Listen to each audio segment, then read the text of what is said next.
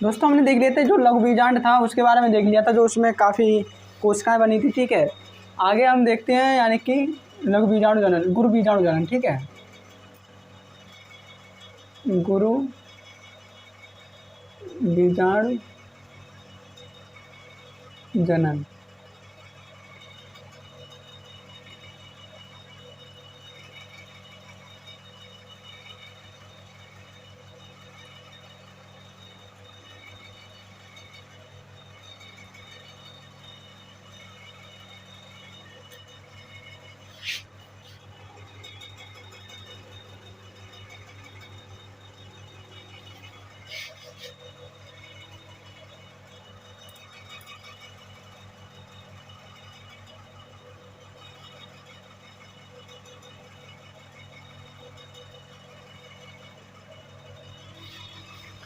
आगे देखते हैं हम गुरु बीजाणु जनन यानी कि मेगा स्पोरोजेनेसिस। मेगा स्पोरोजेनेसिस यानी कि जो हमारे बीजांड में यानी कि जो कोशिकाएं बनी थी वो सारी यानी कि द्विगुणित थी, यानी कि 2n थी। ठीक है, यानी कि जितनी भी कोशिकाएं थी वो हमारी 2n थी। ठीक है, और हमें जनन करने के लिए, फर्टिलाइजेशन करने के लिए हमें n कोशिका की जरूरत पड़ती है। तो हम देखते हैं कि जो गुरु बीजाणु जनन जब बीजांड था, जो कोशिका 2n से n बनने की कोशिका को हम गुरु बीजाणु जनन यानी कि जिसकी क्रियाविधि बोलते हैं, क्या बोलते हैं, क्रियाविधि, क्रियाविधि। ठीक है दोस्तों, तो क्रियाविधि हम देखेंगे। जो हमारी जो बीजांड था, बीजांड में एक कोशिका होती है जो बड़ी कोशिका होती है, एक कोशिका होती है 2n। ठीक है, जिसे हम प्रपशु कोशिका बोलते हैं, प्रपशु कोशिका। ये बीजांड की सबसे बड़ी कोशिका होती है, यानी कि जो बड़ी हो जाती है। इसी में अर्धसूत्री विभाजन होता है सबसे पहले। अर्धसूत्री यानी कि जो जिसे हम बोलते हैं यानी कि मेगा स्पोर मदर सेल यानी कि MMC1, MMC1 यानी कि अर्धसूत्री विभाजन होता है। कितना क्या होता है हमें, अर्धसूत्री विभाजन। ये हमारी वो कोशिका है MMC, यानी हम MMC यहाँ ना लिख करके और हम इसे क्या लिखें, यहाँ पे लिख देंगे MMC। ठीक है, यानी कि मेगा स्पोर मदर सेल, इसकी हिंदी है मेगा स्पोर मदर सेल। ठीक है, जो ये कोशिका है 2n ये है। तो हम देखते हैं इसमें जो पहला विभाजन होता है, तो ये पहले विभाजन में क्या होता है कि दो कोशिका बन जाती हैं। अब बीजांड में देखेंगे, ठीक है, यानी कि इस तरह से देखेंगे हम, यहाँ पे यानी कि इसी को देखेंगे, दो कोशिकाएं बन जाती हैं जो विपरीत ध्रुवों पे चली जाती हैं। ठीक है, दो कोशिकाएं बनती हैं। फिर इसमें क्या होता है, जो अर्धसूत्री विभाजन है वो सेकंड होता है। सेकंड में क्या होता है कि ये दो कोशिका से 4 बन जाती हैं। ठीक है, जैसा हमारा लघु बीजाणु जनन में था उसी प्रकार से 1 2 3 4। और इसी को भी हम क्या बोलते हैं, चतुष्ट बोलते हैं। ठीक है, केंद्र वाली कोशिकाएं जो होती हैं इनको भी हम क्या बोलते हैं, जो गुरु बीजाणु चतुष्ट बोलते हैं। तो गुरु बीजाणु चतुष्ट में क्या होता है कि जो 3 कोशिकाएं होती हैं हमारी, वो क्या हो जाती हैं, निष्कासित हो जाती हैं, यानी कि खराब हो जाती हैं। ठीक है, और जो एक कोशिका बचती है हमारी, इसे हम बोलते हैं गुरु बीजाणु यानी कि जनन, यानी कि गुरु बीजाणु स्पोरो मेगा स्पोरोजेनेसिस। ठीक है, गुरु बीजाणु मात्र कोशिका, क्या बोलेंगे इसे, गुरु बीजाणु मात्र कोशिका। तो ये कोशिका कैसी होगी, ये होगी n, और हमें इसी कोशिका की ज़रूरत होती है। ठीक है, तो हम इसके बारे में लिखेंगे। हमें कुछ ज़्यादा सिंपल में समझ नहीं, 3 स्टेप में हमारा जो था वो हो गया था। फर्स्ट यानी कि जो विभाजन हुआ था दो कोशिका बन गई थी, और सेकंड में 4 बन गई थी, जिनमें से 3 निष्कासित हो जाती है और एक हमारी गुरु बीजाणु मात्र कोशिका कहलाती है। तो इसके बारे में हम जरा सा लिखेंगे, क्रियाविधि डाल के लिखना आप, गुरु बीजाणु जनन की क्रियाविधि। तो लिखेंगे बीजांड का है, बीजांड का है ऊतक की कोई एक कोशिका, कोई एक कोशिका,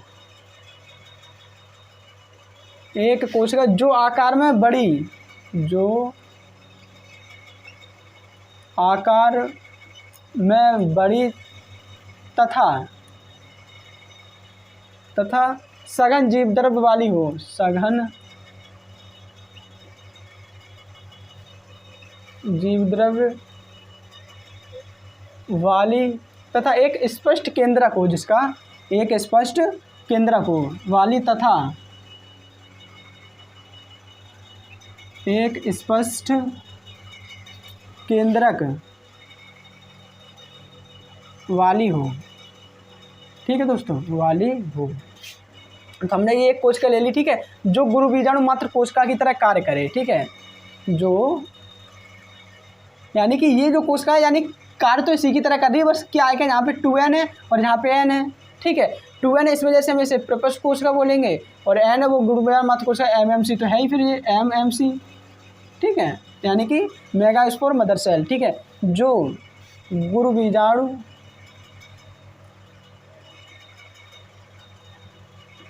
मात्र कोशिका की तरह कार्य करें। ठीक है, जो गुरु बीजाणु मात्र कोशिका की तरह कार्य करे, यानी कि मेगास्पोर मदर सेल। ठीक है, तो इसमें क्या है कि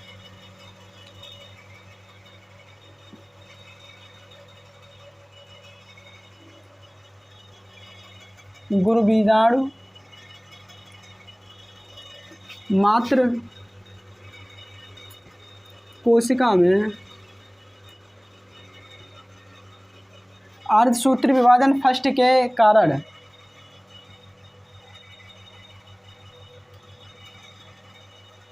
सूत्री विभाजन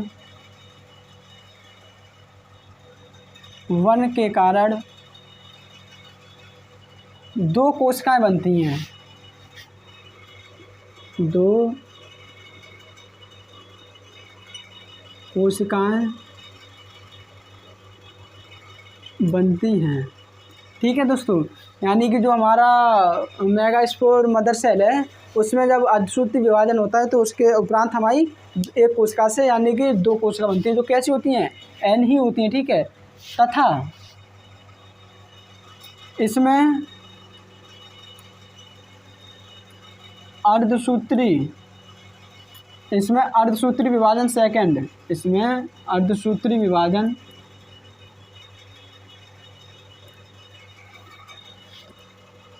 सेकंड के बाद क्या होता है, 4 कोशिकाएं बनती हैं।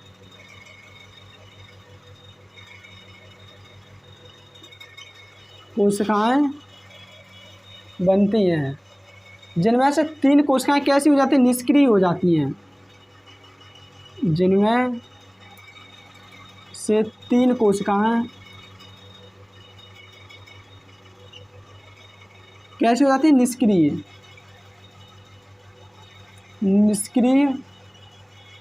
हो जाती हैं। ठीक है, 3 कोशिकाएं हमारी निष्क्रिय हो जाती हैं और जो एक बचती है यानी कि ये क्या होगी, निष्क्रिय कोशिका। निष्क्रिय कोशिका कहाँ है, ठीक है, यानी कि ज़्यादा है, और हमारी एक बचती है वो गुरु बीजाणु मात्र कोशिका कहलाती है। ठीक है, निष्क्रिय हो जाती है। इसके बाद देखते हैं जो गुरु बीजाणु यानी कि जो गुरु बीजाणु कोशिका यानी कि जो गुरु बीजाणु मात्र कोशिका कहलाती है, निष्क्रिय हो जाती है, तथा एक बची हुई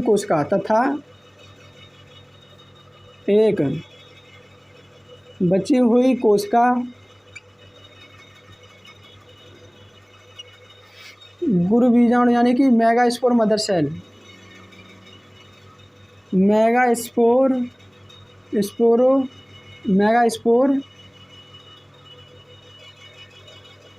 मदर सेल कहलाती है।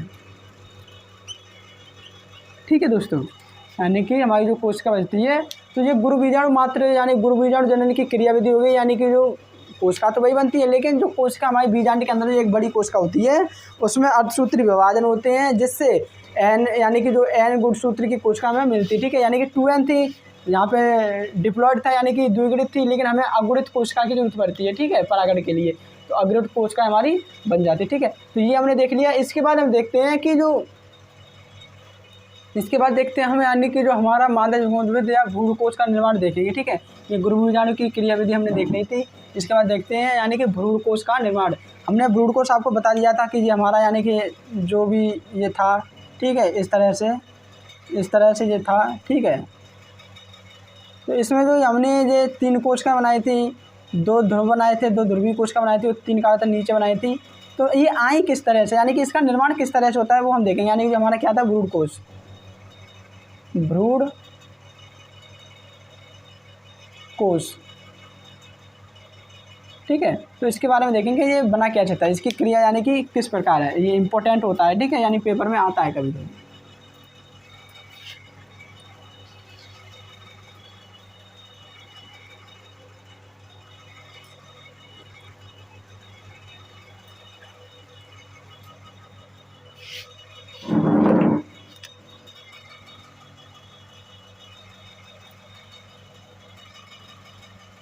मादा युग्मकोद्भिद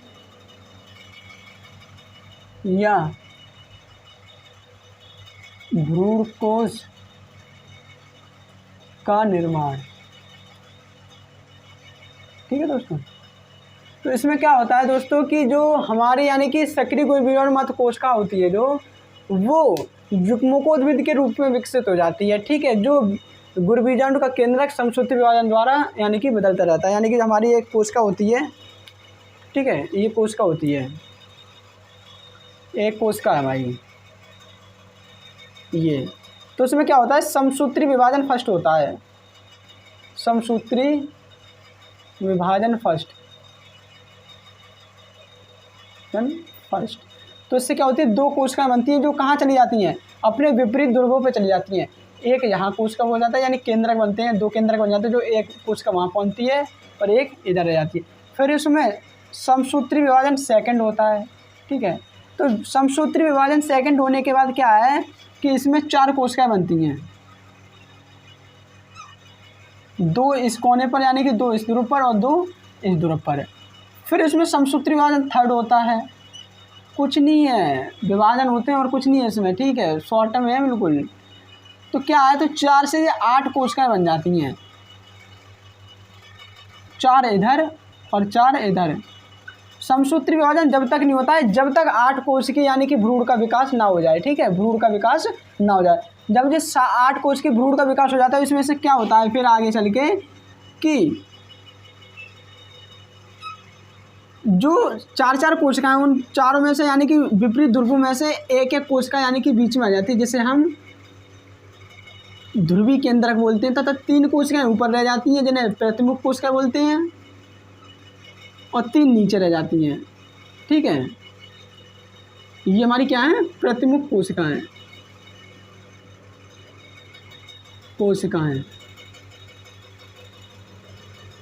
ठीक है।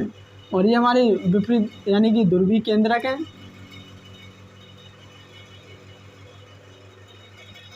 ध्रुवीय केंद्रक, ठीक है। और ये हमारी जो इसमें जो 2 हैं, ये 2 कोशिकाएं हमारी हैं सहायक कोशिकाएं, सहायक कोशिकाएं, ठीक है। और जो हमारी एक होती है, ये हमारी क्या होती है, मादा युग्मोद्भिद यानी कि जो अंडाणु जिसे बोलते हैं हम, ठीक है, ये हमारी वो होती है।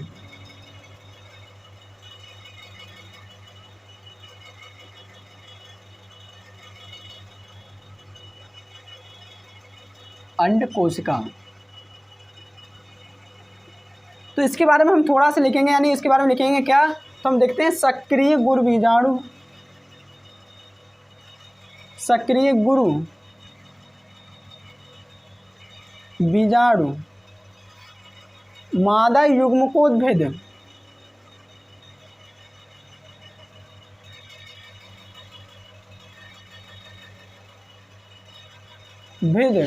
गुरु बीजाणु का केंद्रक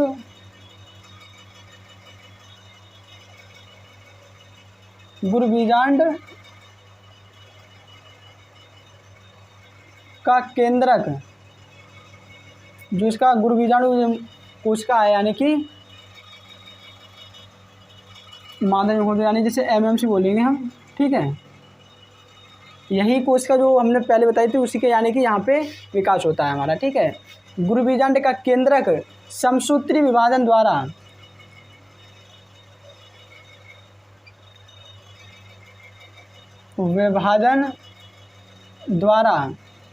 दो कोशिकाओं में बट जाता है, 2 केंद्रकों का निर्माण करता है।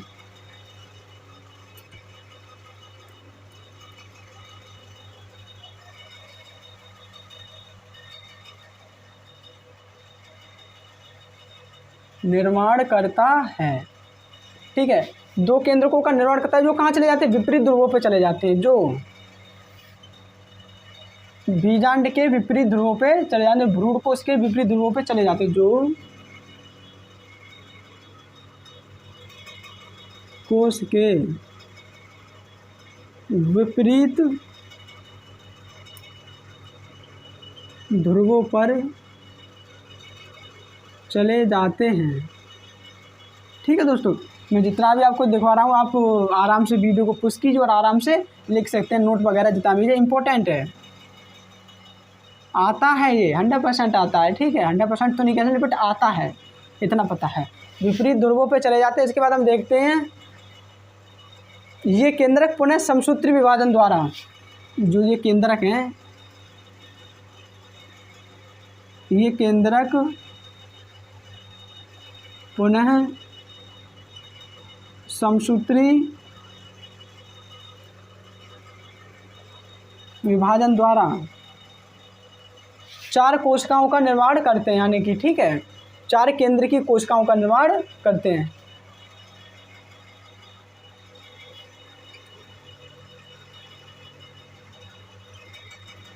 का निर्माण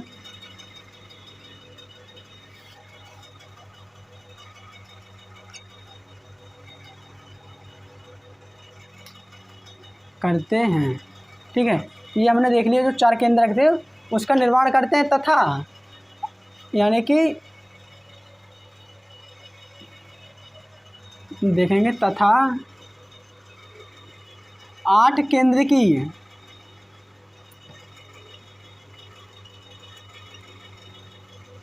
अवस्था के बाद 8 केंद्र की अवस्था के बाद क्या होता है कि कोशिका भित्ति एक एक केंद्रक, जो कोशिका भित्ति है के बाद कोशिका भित्ति कह लो या फिर हम उसे बीजा ब्रूडकोश बोल सकते हैं। कोशिका भित्ति एक एक केंद्रक, एक एक कोशिका बोलेंगे। ठीक है, कोशिका बीच में देती है, जिसे हम ध्रुवीय केंद्रक बोलते हैं।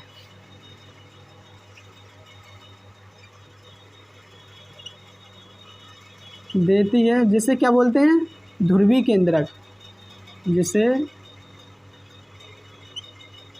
ध्रुवीय केंद्रक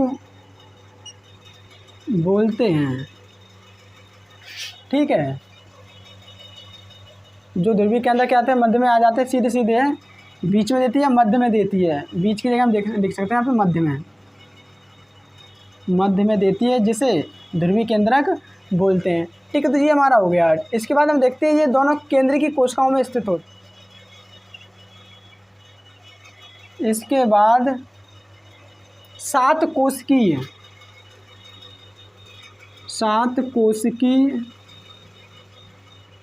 तथा 8 केंद्र की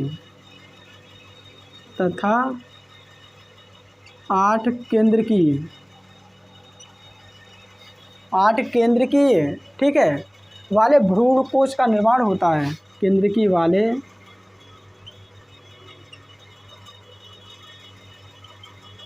कोश का निर्माण होता है। ठीक है दोस्तों, ये हमने देख लिया था मादा मुकोद्भिद या भ्रूणकोश का निर्माण। ठीक है, इतना ही देखेंगे। आगे हम अगली वीडियो में देखेंगे कि परागण यानी परागकण क्या होते हैं, यानी कि परागण क्या होते हैं। परागण में देखेंगे कि परागण में स्वपरागण क्या होता है, परपरागण क्या होता है। ठीक है, परपरागण और स्वपरागण जो भी हमारा यानी कि जो है वो हम देखेंगे आगे।